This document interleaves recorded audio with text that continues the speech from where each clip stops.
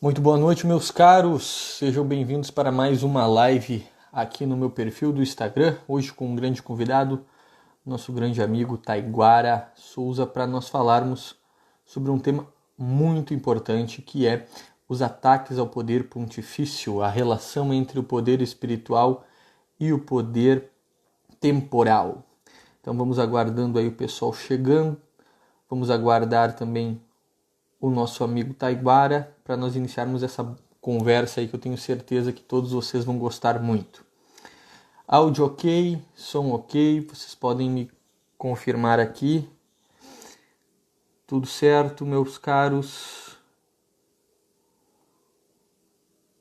E aí, Lucas, tudo bem? Arthur? Vocês vão dizendo aí como é que está todo o esquema aqui. Olha aí, o Rodrigo chegou aí também. Tudo certo? Avisem aí se o áudio está certo. Se a imagem está certa. Meu irmão tá aí também, olha isso, que honra. Como é que tá, homem? Tudo certo? Tudo perfeito, ótimo. Ótimo. O pessoal vai chegando aí. Vamos esperando o Taiguara chegar. É um tema bastante interessante, um tema bastante importante. Enquanto ele não chegou ainda, eu vou fazendo um convite a todos vocês para o nosso evento que nós vamos ter agora no dia 12, 14 e 16 de outubro, um evento onde nós vamos falar sobre toda a questão do ambientalismo, sobre o terrorismo ambientalista, sobre toda as falácias que são construídas em cima dessa tal defesa do meio ambiente que esconde por detrás aí um plano de controle global, um projeto para uma religião universal. Então eu vou expor isso a vocês, vou mostrar fontes, vou dar referências de como isso acontece e como a educação foi um dos meios que eles usaram para implantar essa nova ideologia. Então não se esqueçam de se inscreverem lá no link e colocarem o nome de vocês, o e-mail de vocês, para que vocês possam ter acesso a esse conteúdo que é 100% gratuito, 100% online. Então não percam a chance de adquirirem este conteúdo, tá certo, meus caros? Hoje na live a gente não vai comentar somente sobre os temas do passado, mas nós também faremos referências sobre as situações mais atuais. Como, por exemplo, um Papa ele pode cometer um erro? Em que situações um Papa é infalível? Em que situações o Papa é falível? Em que situações na história da Igreja já ocorreram em que o Papa ele não estava trabalhando em prol da Igreja e sim em prol de um determinado grupo, de uma determinada família, de um determinado rei? É que isso já aconteceu ao longo da história. Então nós vamos fazer estes comentários, vamos falar sobre estes pontos e vamos ir conduzindo aí como que deve ser uma sociedade ideal, entre a relação do poder do Estado com o poder espiritual, com o poder da Igreja. Qual é que é essa relação? O que deve acontecer aí? Enfim, então esse mais ou menos vai ser o nosso tema aí da nossa live de hoje, aquilo que a gente vai falar. E eu espero que todos vocês gostem muito, espero que vocês entendam também, porque é um tema de uma grande relevância. Enquanto o Taiguara ainda não chegou, vocês quiserem tirar alguma dúvida, fazer alguma pergunta, seja sobre o tema da live, seja sobre um outro tema específico, ou seja também sobre alguma questão do nosso evento, sobre o ambientalismo, enfim, vocês podem ficar à vontade, tá certo?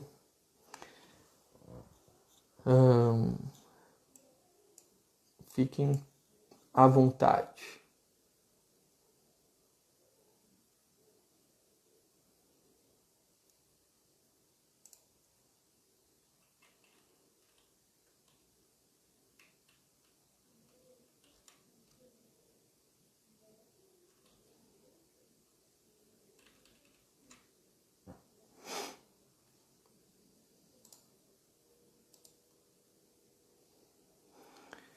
Enfim, o pessoal está chegando ainda para a live. O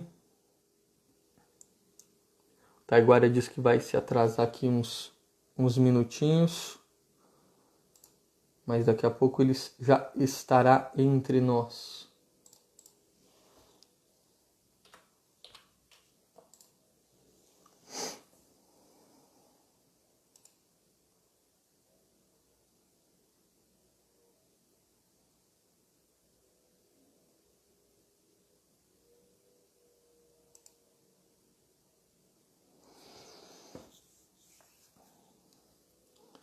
Enfim, meus caros, fiquem à vontade aí se vocês quiserem fazer alguma pergunta, alguma coisa até da caixa de perguntas.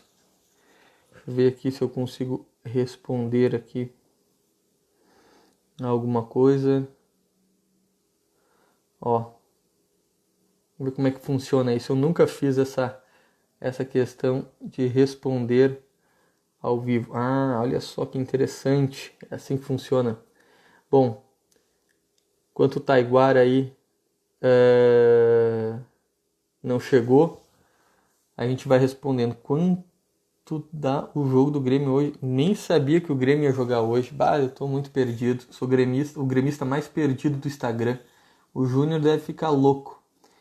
Porque o clima está ficando mais quente a cada ano que passa. Na verdade, isso aí não acontece. O clima não está ficando mais quente. Na verdade, o planeta está esfriando, né? O que ocorre, tá? É uma questão de uma sensibilidade do clima local aonde a gente está vivendo. Então, onde nós estamos vivendo o microclima, o nosso microclima dá a sensação de que que o clima está ficando mais quente, porém, em termos globais, isso não está ocorrendo. Está ocorrendo o reverso. O clima está esfriando, tá? Então, só para vocês entenderem aí. Professor, você vai falar sobre a nova encíclica do Papa Francisco? Olha, meu caro, eu não penso em falar sobre, eu não li ainda a encíclica, não penso em lê-la, não sinto vontade de ler, não me sinto vontade nesse momento. Quem sabe sim, quem sabe não, mas se vocês querem uma análise bem interessante da encíclica, vocês entrem lá no Facebook do professor Sidney Silveira e vejam o que o professor Sidney falou sobre a encíclica. E aquilo ali está muito bom. Eu não li a encíclica, então eu achei muito interessante os comentários.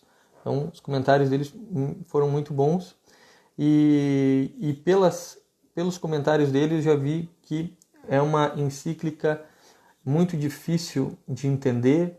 Eu não sei se vocês sabem, uma coisa que é muito importante, né? Nem sempre é o Papa que escreve a encíclica, tá? Na maioria das vezes não é o Papa que escreve a encíclica, e sim um grupo de cardeais. Então tem todo um contexto aí sobre as questões. O Taiguara chegou aí, vai entrar agora na live, nosso amigo.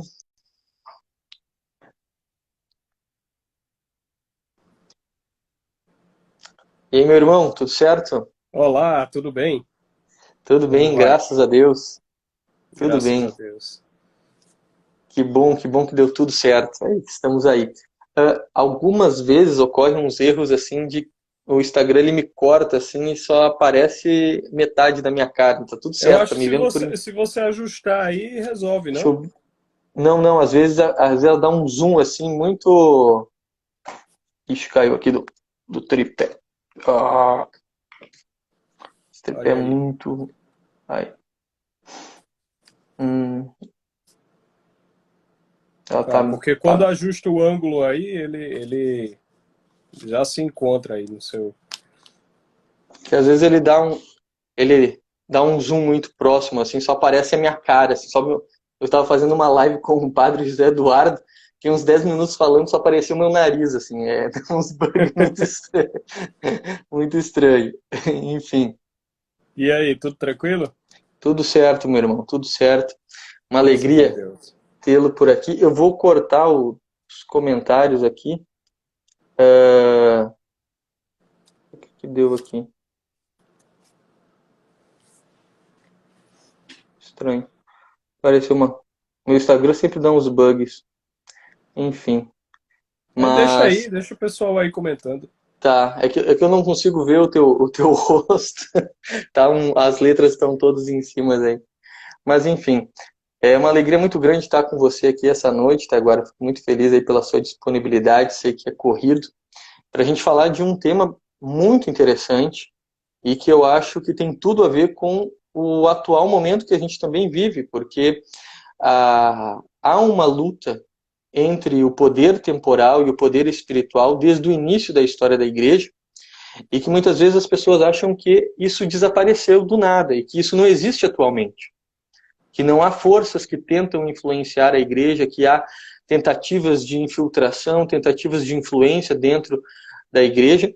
E é bom a gente falar sobre isso para a gente também entender em que momentos um papa ele pode cometer algum erro, ele pode ser falível, em que momentos ele é totalmente infalível, porque isso às vezes as pessoas ficam confusas. Então é bom a gente dar esse panorama, falar um pouco da história, também comentando com o que já aconteceu, com o que acontece, e é muito bom ter a sua presença aqui para falar. Eu gostaria que você começasse falando um pouquinho para nós sobre esse conceito, né, de cidade de Deus, cidade dos homens, esse conceito de Santo Agostinho, o que de fato Santo Agostinho quer dizer com isso, qual é a relação, né, desse pensamento dele com o pensamento de Platão, com o pensamento da política de Aristóteles, enfim. Queria que você pudesse aí, você se apresente também e possa comentar, partimos daí. Bom, primeiramente, boa noite a todo mundo, né, que está acompanhando aí a gente. De fato, esse é um tema que perpassa a história inteira. E quando nós falamos em Cidade de Deus e Cidade dos Homens, como você bem lembrou, imediatamente a gente se remete a Santo Agostinho. E Santo Agostinho, a compreensão de Santo Agostinho sobre o que é a Cidade de Deus e o que é a Cidade dos Homens, ela necessariamente, né, é tomada, ela é uma continuidade daquilo que Platão dissera a respeito de como seria a politeia. Né? A politeia que é o regime adequado pelo qual os homens devem se governar. Só que Platão dizia que a politeia, que foi traduzida como república, né, a politeia ela surge da ordem da alma dos homens. Então, os homens têm a alma ordenada, quer dizer, eles possuem a razão no topo, que se chama de sofrosine, na filosofia de Platão. Eles possuem a sabedoria no topo. Essa sabedoria ordena os seus desejos e controla as suas paixões. E quando a sabedoria ordena os desejos que fomentam a vontade e controla as paixões, o homem está ordenado e aí nós podemos chamá-lo de homem justo. O homem justo é aquele que tudo está no seu lugar, né? Com cada coisa cuidando dos seus próprios negócios. É o que se chamava também de okeopragia. Então, você cuidar dos seus próprios negócios, quer dizer, cada parte da alma cuidar daquilo que lhe cabe, isso era um homem justo. E justiça, como nós sabemos, é a fórmula clássica da justiça, dar a cada um o que é seu. Então, conceder também a cada uma das partes da alma humana aquilo que lhe cabe. E a razão, ela sempre está no topo. A razão que é o coração da alma, né? Porque é a parte que fala diretamente com Deus. É a nossa, é realmente aquilo que nos diferencia dos outros animais, né? Essa razão que está no topo em Platão, ela ordena a nossa alma para que o homem ordenado possa agir no mundo. O homem só age bem no mundo depois que a alma está ordenada. E isso ocorre porque quando a alma se ordena, os nossos desejos e as nossas paixões também se ordenam ao fim para que nós fomos criados, que é, Uhum. na filosofia de Platão, contemplar o ágaton, ou seja, contemplar o bem. E o bem, nós sabemos, é Deus. Deus é o sumo bem. Então, Platão já vislumbrou isso antes mesmo de Cristo. E por isso que a filosofia, a religião cristã, os padres da igreja se definiam como continuadores da filosofia e não como Uhum. continuadores da religião, das religiões pagãs, né? Eles eram continuadores da filosofia porque os filósofos já tinham visto isso, já tinham percebido. Mas Platão dizia que a politeia, a república, ela surge antes como uma politeia da alma. Então, a alma ordenada vai se expressar na república, no regime político que os homens escolhem e como eles vivem esse regime político. Ao passo que se as nossas almas estão perdidas, se as nossas almas estão sem propósito, isso também se expressa. E aí é o que gera sociedades corruptas, como aquela em que Platão viveu e como aquela que condenou Sócrates. Sócrates tinha a politeia na sua alma, mas não conseguiu vê-la no mundo real, né? Isso aí Uhum. ele não pôde ver. Platão também não pôde. E o propósito de Platão foi justamente de formar pessoas que pudessem talvez trazer isso mais à frente. Aí veio Aristóteles. Aristóteles educou um imperador, que foi Alexandre Magno, e Alexandre Magno tinha essa ideia de que era preciso fazer um império que unificasse as pessoas sobre o ideal, né, do bem. Então ele queria realmente unificar gregos e troianos, né, o Ocidente e o Oriente, sobre um ideal de bondade. Mas isso também só durou durante a vida dele. Então isso aí é uma coisa que sempre se busca, né? Sempre se buscou e nós chegamos sempre perto disso aí como uma assíntota, né? Nós vamos, e quando chegamos próximo do topo, nós caímos. Porque é isso que Santo Agostinho percebeu. Nós não vamos conseguir chegar nisso, neste mundo, porque a cidade de Deus, ela só pode ser atingida, né, pela redenção operada pelo Cristo e após o juízo final que fará novos céus e novas terras, nova terra. Enquanto estivermos nesse mundo, nós vamos sempre estar nesse movimento de assíntota, subindo e chegando próximo e nós caímos. Porque parece que é assim que funciona, já que nós temos uma Uhum. natureza decaída. E só o batismo na redenção de Cristo é que pode curar essa natureza. E mesmo assim nós ainda pecamos, né? Nós ainda temos essa tendência e as fraquezas ao pecado, diante do pecado. Então, a noção de que a perfeição não será atingida neste mundo, né, Agostinho percebe, não é a história que vai trazer a perfeição do mundo. Nós não vamos chegar numa época mais perfeita do que as outras. Nós podemos, no máximo, chegar em algum momento histórico em que as pessoas sejam menos canalhas do que as outras, né? Que é o que Platão também via. Platão via isso. Platão diz, não, a gente tem que formar aqui um número de pessoas razoavelmente bom, porque quando nós tivermos, né, uma sociedade, né, formada por pessoas razoavelmente boas, então a sociedade vai estar melhorzinha. Isso não quer dizer que ela vai, né, estar plena de sentido, porque isso aí só em Deus. Então, a questão da cidade de Deus e da cidade dos homens, ela tem de ser compreendida dessa forma. Uhum. Quem é que está na cidade de Deus? É aquele que, possuindo uma alma ordenada, se ordena a Deus. Então, essa alma possui aquela politeia que Platão falava. É a politeia que surge na alma. E quanto mais pessoas tenham essa politeia na alma, mais essas pessoas vão poder realizar esse ideal de honestidade, não é? Esse ideal não, essa realidade, porque isso pode ser uma realidade das nossas vidas, podem realizar essa honestidade, essa ordenação, inclusive nas realidades temporais.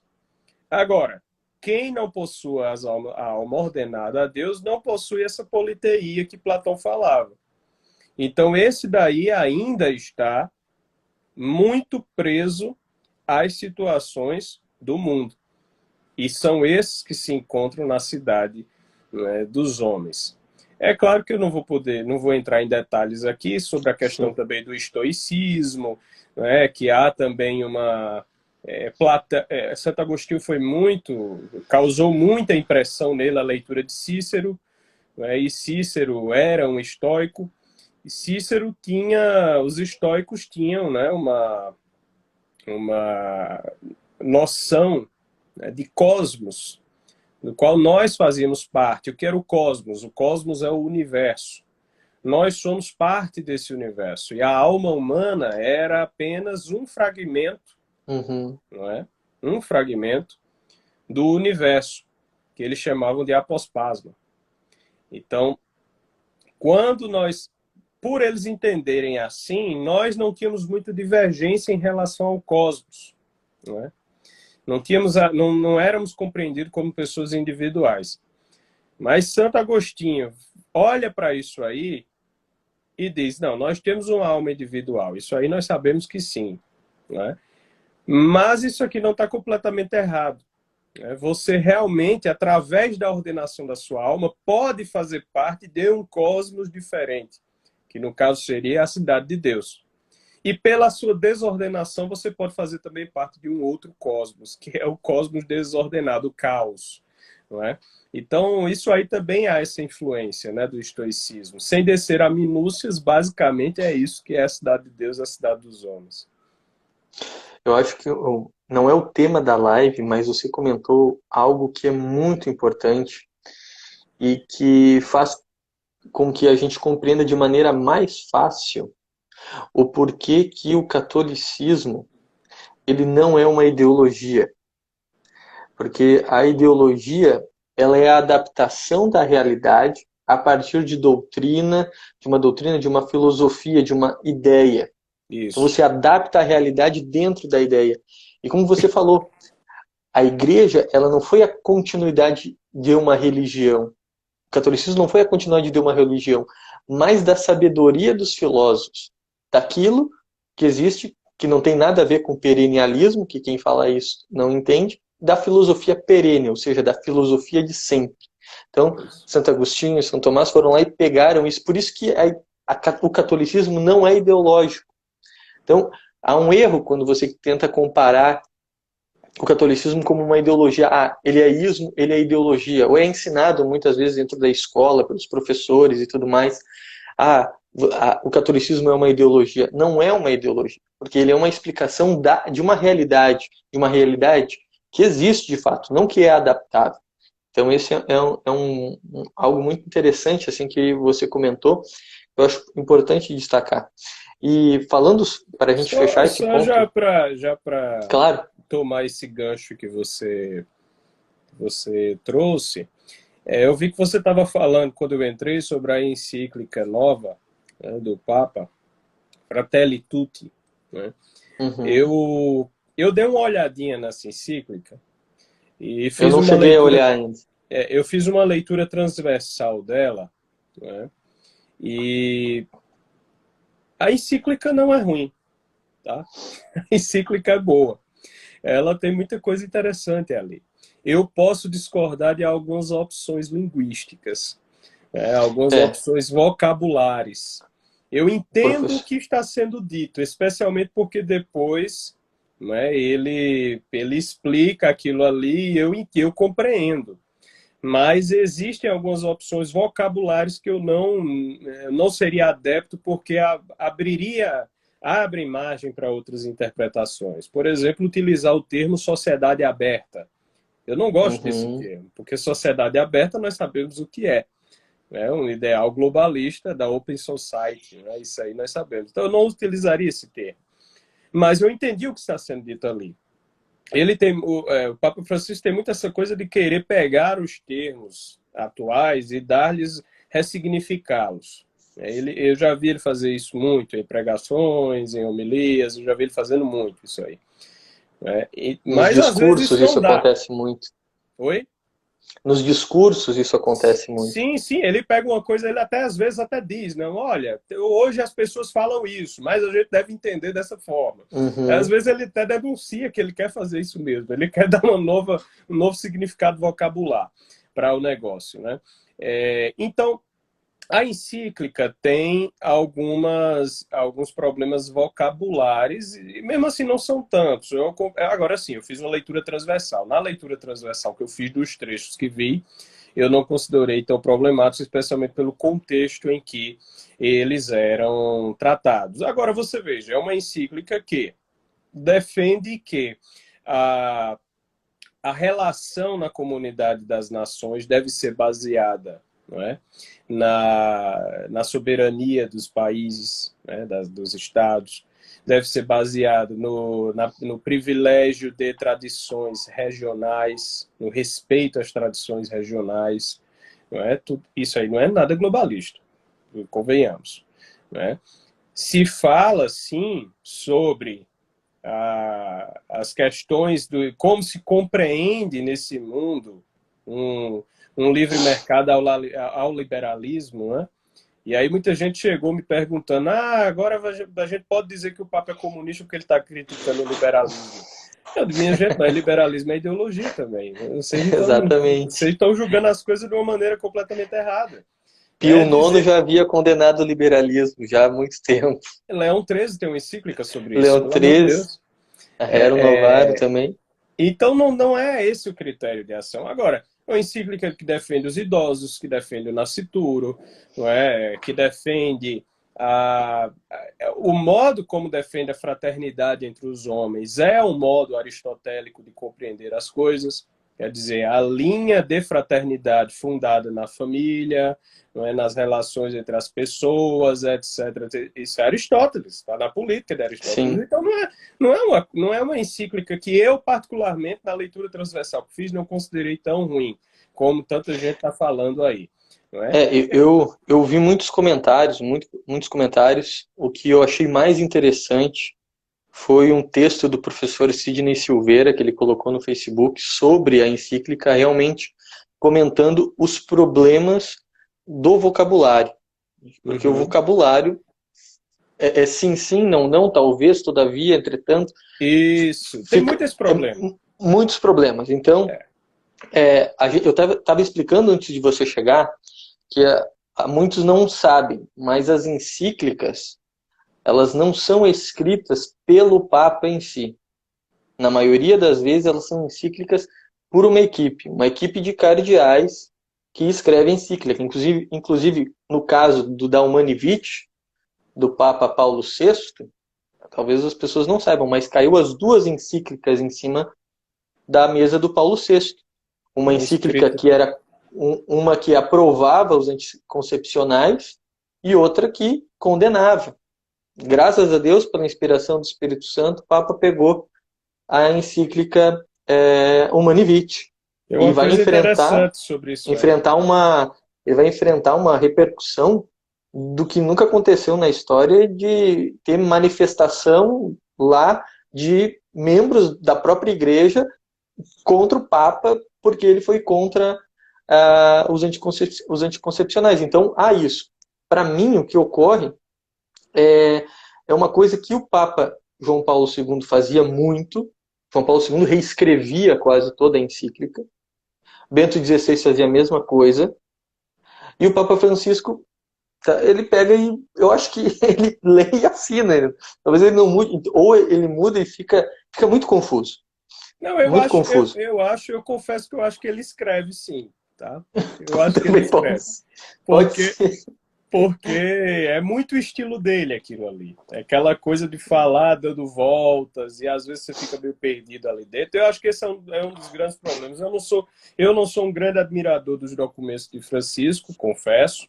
Não é? Eu sou muito mais próximo dos documentos de João Paulo II, de Bento XVI, especialmente. Não é? Eu acho documentos muito mais claros e muito mais densos.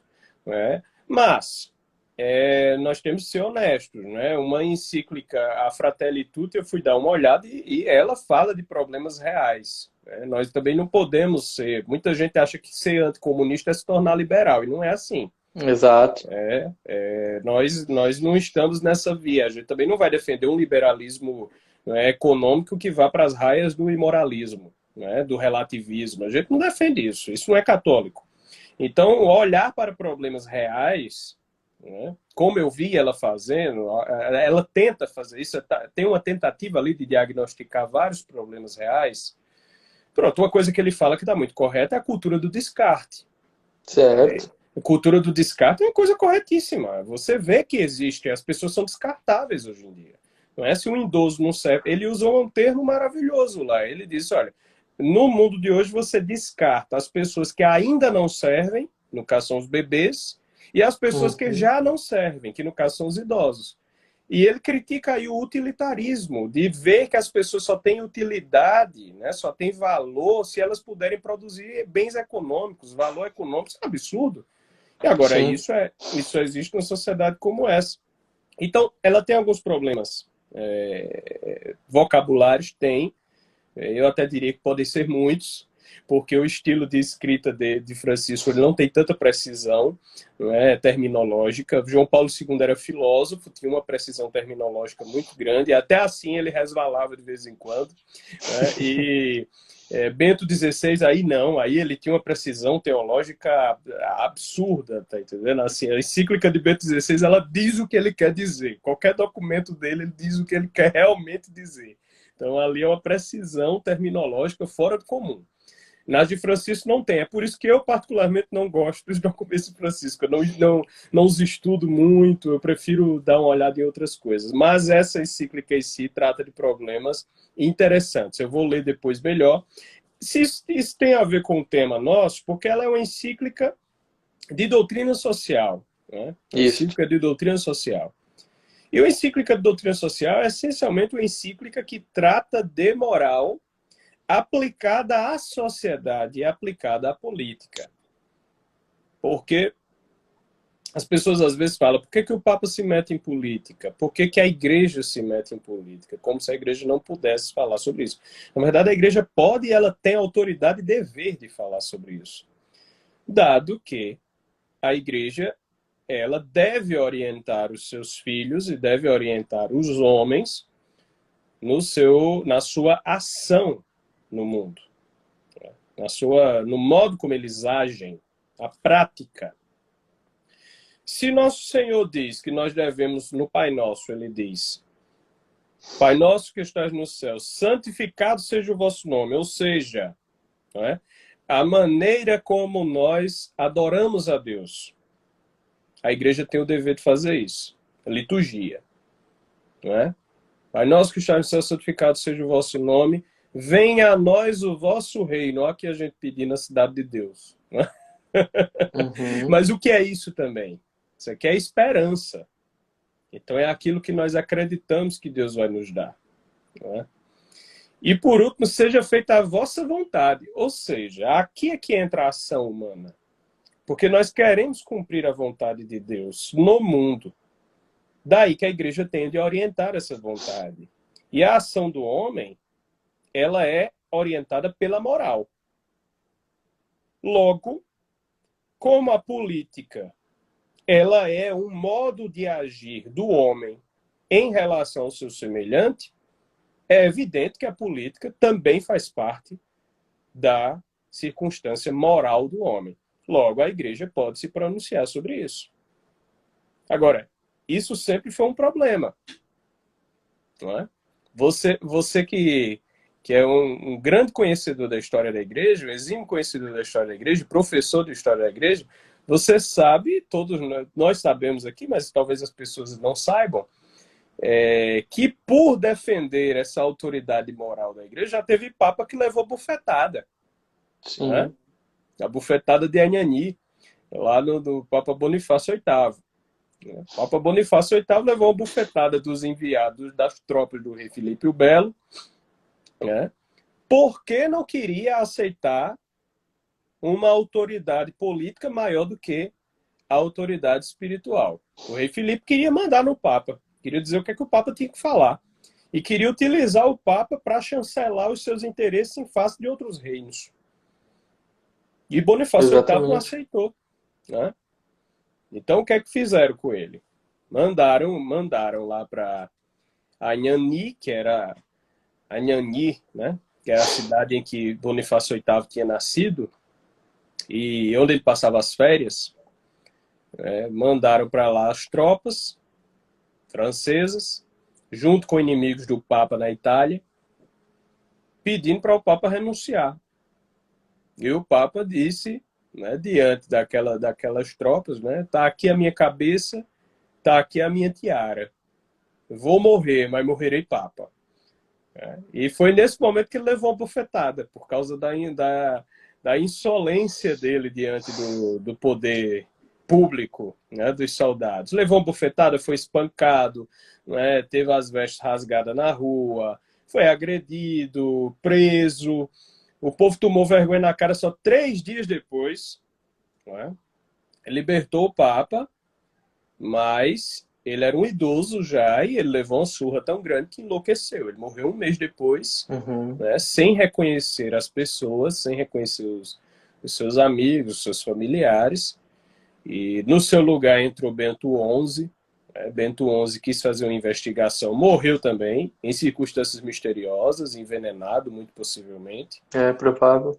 Né? E depois aí Filipe o Belo conseguiu fazer um papa seu, né, que foi Clemente V. Clemente V aceitou até mudar a Uhum. sede do papado de Roma para Avião, que é o que inaugura o episódio chamado Desterro de Avião. Então, quer dizer, nunca foi fácil essa relação. Exato, exatamente. Eu acho um ponto interessante que Santo Agostinho ele nunca disse que nós teríamos uma sociedade ideal, né? Uma sociedade plena como a cidade de Deus. E ele viu isso no contexto que ele estava vivendo, porque a igreja ela foi perseguida seus 300 primeiros anos.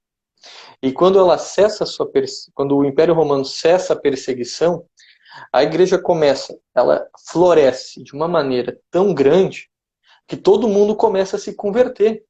É muito interessante você pegar aquela carta de Plínio o Jovem que ele manda ainda no século II para, como é que é o nome do imperador? Trajano, se eu não me engano, era o imperador, aonde ele diz o seguinte: aqui na Ásia Menor ninguém mais frequenta o templo, ninguém mais compra os animais para os sacrifícios, ninguém mais frequenta os jogos, nem os banhos públicos, e a culpa disso é os católicos. Então houve uma cristianização do Império Romano por causa da igreja. E é interessante que quando essa cristianização estava chegando, estava indo lá, estava chegando cada vez mais, vêm os bárbaros, né? O Império Romano já estava decadente culturalmente, e acaba abrindo as pernas e os bárbaros derrubam tudo aquilo. Então, Agostinho ele viu aquilo, ele viu a queda de um plano que a igreja tinha feito. Não, vamos converter esse império que nos perseguiu, a gente vai convertê-los. Porque a igreja fala de política porque ela tem um chamado civilizacional. Isso é muito interessante. Porque a igreja, ela ensina a moral, ela ensina o modus de vida que as pessoas devem viver. O católico é aquele que bota Deus acima de tudo. Então, eu amo a Deus sobre todas as coisas. Esse é o primeiro princípio. Então, não tem como eu amar a Deus sobre todas as coisas na igreja e não amar a Deus sobre todas as coisas em casa. nos meus estudos, no meu trabalho, com os meus filhos, com a minha esposa, com os meus amigos.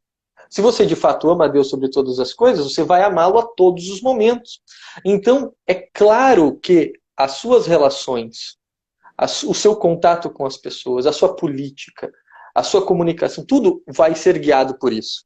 E você imagina, então, uma quantidade cada vez maior de pessoas com esse princípio. Isso. Então, a sociedade ela vai, vamos dizer assim, melhorando. Então, a igreja ela tem esse chamado civilizacional. Ela fez isso com o Império Romano, ela fez isso com os bárbaros. Claro que se levou ali com os bárbaros cerca de 600 anos, 700 anos, para a igreja pegar aqueles povos bárbaros que eram totalmente violentos, não tinham nenhum princípio moral sólido, guiado por alguma questão lógica, muitas vezes. Né? Pega a área do direito, tu vê o direito nos bárbaros, era uma coisa absurda, não tinha nenhum princípio com a realidade. Então a igreja começa a educar aqueles povos começam a se converter, surgem nações. Então, quando dizem que a igreja controlava, ela era toda poderosa na Idade Média, não era isso. É que a igreja ensinou aquele povo a viver. Então ela ganha uma referência muito grande. Ela ganha uma importância. A voz do Papa é algo muito importante. Porém, ao longo do tempo, nós tivemos várias tentativas de pessoas, de líderes, que viram o poder que a igreja desempenha nessa missão civilizacional e disseram assim, eu vou tentar controlar isso. Eu vou tentar fazer isso ao meu favor. Então, o primeiro a fazer isso foi lá o filho do Constantino, lá com o Libério, que queria acabar com os problemas lá entre os arianos e disse, excomunga Santa Atanásio, senão eu volto a perseguir os católicos. Daí tem toda uma história aí, tem duas vertentes, uns dizem que ele liberou, outros dizem que não, enfim. Depois você vê o caso aí, esse caso do cisma do Ocidente, é triste, porque você já está aqui nesse período de decadência, né, da cristandade. Antes do início da cristandade, no século IX, nós tivemos ali uma família que toma o papado durante quase que 50 anos. São várias gerações de papas que não governavam em favor da igreja e da verdade, e governavam em si por causa de indícios, vontades políticas, por causa de acordos, muitas vezes. E isso acontece depois, no século XIV, que é o caso aí do cisma do Ocidente, que vai gerar depois o grande cisma do Ocidente, que vai ser pior ainda, porque daí depois tem Gregório IX, se eu não me engano, que vai Gregório IX, que vai Santa Catarina de Sena até lá, na França, e diz, honre seus culhões e volte para Roma. Chega de ficar aí, chega de ser capacho desse palhaço, desse imperador francês, volta para Roma. Ele volta para Roma e ele morre. E daí quando ele morre, o que acontece? O bispo de Avignon diz, eu sou o sucessor legítimo. E o bispo de Roma diz, não, eu sou o sucessor legítimo. E daí você tem um período, né, do cisma, onde tem dois papas, e daí depois vai aparecer um maluco lá em Pisa e vai dizer, eu também sou legítimo. Vai aparecer 3 papas lá. E o que acontece? Nós vemos aqui uma tentativa do poder temporal em controlar esse poder espiritual. Quando, na verdade, e eu acho que esse é o grande ensino de Santo Agostinho, que o poder espiritual sempre deve estar acima do poder espiritual, do poder temporal, porque da mesma forma, né, que nós somos formados de corpo, alma e espírito, aquilo que nós produzimos, ele está abaixo daquilo que está na nossa alma, então aquilo que é corpóreo, material, aquilo que nós produzimos está abaixo daquilo da nossa alma, que está abaixo do nosso espírito. Então a gente pode pegar o espírito aqui e colocar o poder da igreja. Nós podemos colocar, que é isso que o padre Castellani faz muito bem, e comparar o poder, a alma, né, ao poder temporal. E nós podemos colocar o corpo como a produção econômica. E o que aconteceu ao longo do tempo que causou essa confusão gigantesca é que essa ordem hierárquica social, ela se alterou. No início, havia sido uma reversão do poder temporal que toma o lugar do poder espiritual. Só que a partir da Revolução Industrial, nós temos o quê? Nós temos o poder econômico subindo e tomando conta de tudo. E as coisas passam a ser ordenadas por um mundo econômico, por um mundo materialista, por um mundo que só vê aquilo que nós produzimos. E sejam liberais ou comunistas, ambos são materialistas. O pessoal, a divergência entre os comunistas e os liberais não é que um não é materialista e o outro não. Muitos acham que os comunistas não são materialistas, porque eles defendem a partilha e tudo, mas não, são materialistas. A ordem social, o centro da sociedade é a economia para os comunistas. Para Marx era assim. A diferença é que um defende a propriedade privada e o outro defende a propriedade coletiva. Agora, o centro é o mesmo da sociedade. Então você percebe essas forças atuais tentando interferir dentro da igreja também. Né? Então você percebe aí os globalistas tentando interferir na igreja. Isso acontece. Né? Os comunistas tentando interferir na igreja. Sempre aconteceu. Percebe, aconteceu e ainda acontece em muitos momentos, em muitos locais ainda acontece. Uma coisa que talvez as pessoas não saibam, eu estava aqui conversando com um padre esse final de semana, estava aqui na minha casa, e ele tem um amigo que é padre,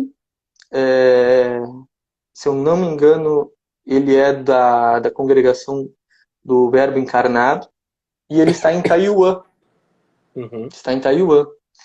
E ele, antes de estar em Taiwan, ele estava na China, em Pequim.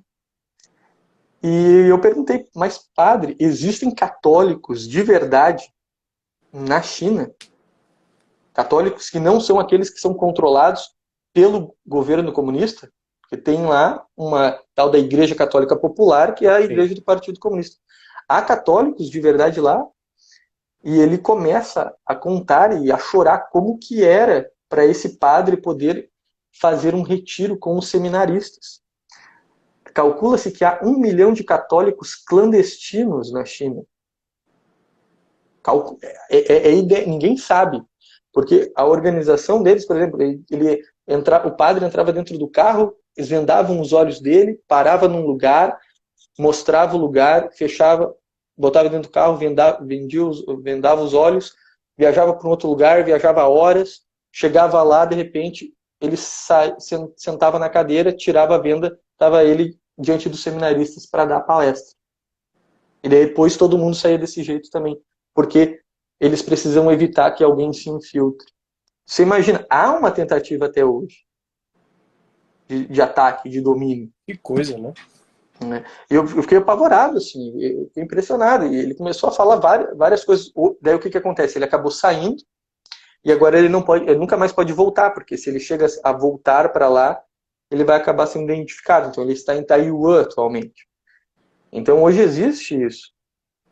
Existem bispos totalmente clandestinos, igrejas totalmente clandestinas na China. Então, as pessoas acham que a perseguição ela cessou, que não existe mais esse confronto, mas isso está aí até hoje, né? E essa questão dessa briga desse poder espiritual, desse poder temporal, ela existe desde sempre, como você bem falou, né? Mas eu acho que um ponto interessante a gente comentar aqui, Taiguara, é a gente falar sobre essa questão da infabilidade do Papa. Porque a gente comentou aqui, né? O Papa Clemente V foi lá e fez as vontades do rei Francisco. Daí o que acontece? Como é que fica isso? Em que ponto é essa infabilidade do Papa? Não sei se você quer comentar alguma coisa nesse sentido. Então, existem duas coisas que são necessárias para a salvação. Né? São Paulo diz que a fé salva. Então é preciso crer no Cristo. Nosso Senhor diz isso. Nosso Senhor fala que todo aquele que crê em mim terá a vida eterna. Morrerá, mas ressuscitará e terá a vida eterna. Então, é preciso fé, em primeiro lugar. Só que São Tiago, né, nos complementa isso. E complementa puxando outro ensinamento de Cristo. Porque Cristo, ele não só disse que a gente precisava ter fé, ele também disse que nós precisávamos amar.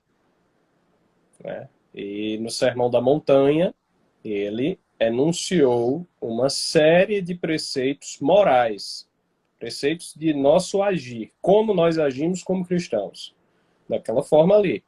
E São Tiago diz que não é só fé, é fé e obras.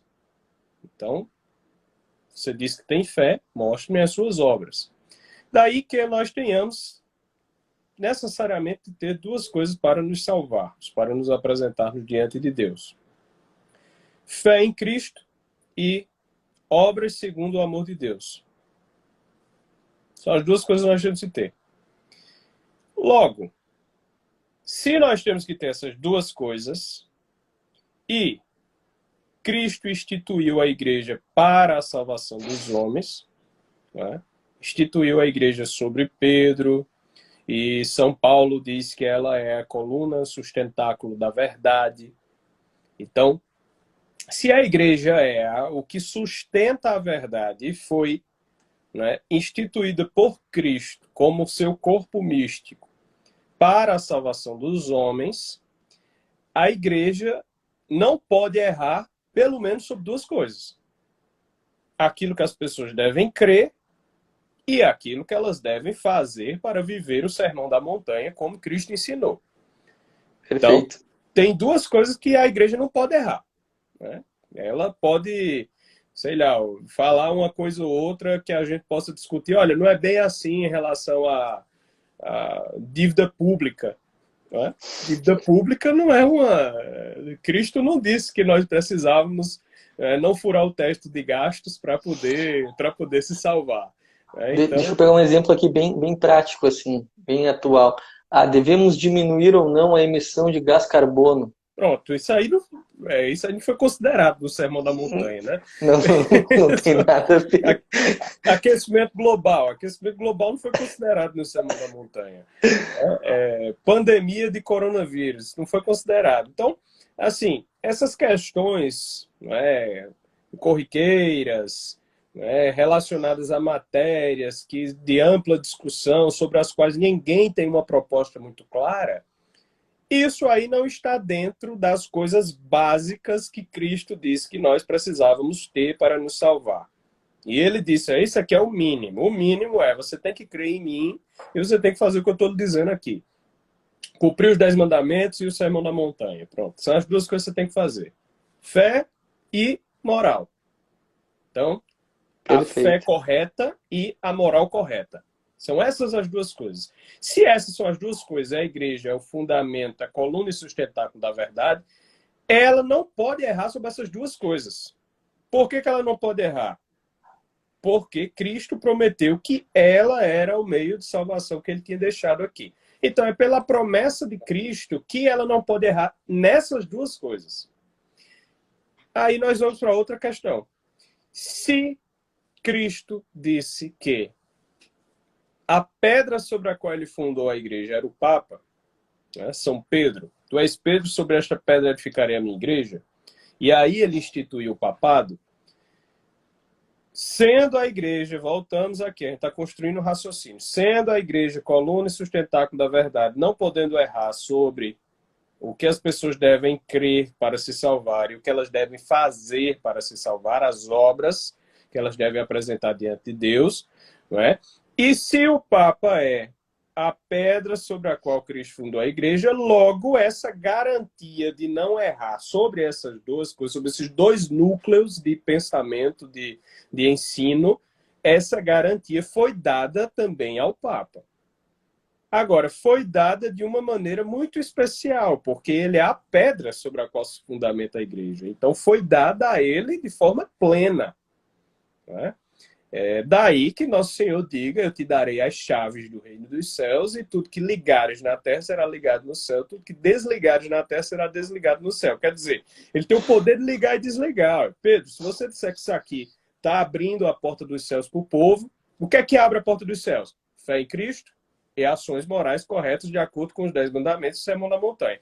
Então, Pedro, se você disser que essa crença aqui, essa verdade que você está enunciando, se você disser que isso aqui é correto e abre a porta do céu, está aberto, porque eu estou dando a você a chave para abrir. Se você disser que isso aqui não tá abrindo, que isso aqui é errado, né, que isso fecha a porta do céu, está fechado também. Eu estou lhe dando essa autoridade. Né? Resultado. O Papa é infalível, é isso que nós chamamos, né, de infalibilidade papal. O Papa é infalível quando ensina sobre os Exato. assuntos, né, destinados à nossa salvação primária de fé e moral. Ou seja, aquilo que devemos crer, aquilo que devemos fazer para cumprir a vontade de Deus. Agora, para ensinar isso, ele precisa ter a vontade de ligar e desligar, de fechar a porta dos céus ou de abrir a porta dos céus. Ele tem de ter essa vontade de usar a sua autoridade. Se o Papa não tem essa vontade, né, se ele não está... Ele está dizendo uma coisa, por exemplo, o Papa chega e faz um comentário, pergunta lá para Francisco, Francisco, o que é que o senhor achou aí do jogo do Corinthians? Ele gosta de futebol, né? O que é que o senhor achou aí o que é que Vossa Santidade achou do jogo do Corinthians? Ele vai dizer, eu acho que foi uma coisa divina de se ver. Digamos, né? Eu esqueci o time do Papa. Eu estou usando o Corinthians porque Acho que é São Lourenço, né? Acho que é São Lourenço. Pronto. Eu estou usando o Corinthians porque é um exemplo em que essa frase se comprovaria, né, falível. Porque se ele disser o jogo do Corinthians foi uma coisa divina de se ver, então dizer que o Corinthians é divino é evidentemente falível uma coisa dessa. Não é? Daí que, se o Papa só está fazendo comentários, enunciados, conversando, ensinando uma coisa sem muitas pretensões, isso é infalibilidade. Oi? Entrevista. Saiu a entrevista lá no La República. Né? Papa diz que inferno não existe. Primeiro, tem que ver se ele disse isso. Eu duvido muito. Em segundo lugar, mesmo que ele tenha dito, ele está dizendo isso numa entrevista. E outra coisa, isso aí nega o que outros papas disseram. Então, enfim. Exatamente. Isso é infalibilidade papal. Não é para tudo, mas ela é sinalizada de forma muito clara quando é exercida. Um exemplo é o Papa que eu citei há pouco, não é? Bonifácio VIII. Bonifácio VIII, ele, contra Filipe o Belo, ele exarou uma bula chamada Bula Unam Sanctam, em que essa bula, ela dizia de forma muito clara que só existe uma Santa Católica e Apostólica Igreja fundada por Cristo, que é a Igreja Católica. Ele dizia isso, e que quem não acreditasse nisso, que a Igreja Católica é a igreja realmente fundada por Cristo, não é? Estava excomungado. Então, ele está com vontade aí claríssima de ensinar, porque ele está dando peso ao ensinamento dele. Nós devemos crer nisso aqui. É isso que ele está querendo dizer. E outra, depois ele dizia, isso, e Cristo fez um Papa só.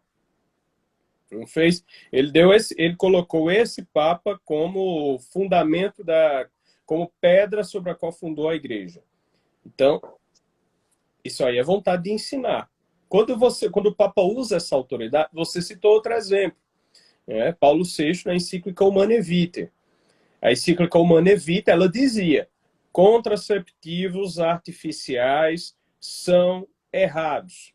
A mentalidade contraceptiva é pecaminosa. Então, quando ele diz uma coisa claríssima dessa maneira, e diz a igreja não admitirá isso, então ela está ligando e desligando. Isso é o uso de infalibilidade. Perfeito, perfeito. Nossa, a explicação foi assim, ó, tirou todas as dúvidas. Quem ficou com alguma dúvida ainda, porque precisa desenhar, né? E na próxima live a gente faz um desenho mostrando todos os segmentos, mas ficou muito bom, ficou uma ótima explicação. Eu só vou. Falta 10 segundos para finalizar a live, eu vou finalizar e daí a gente faz as considerações finais aqui numa Tá outra live. certo. Tá bom.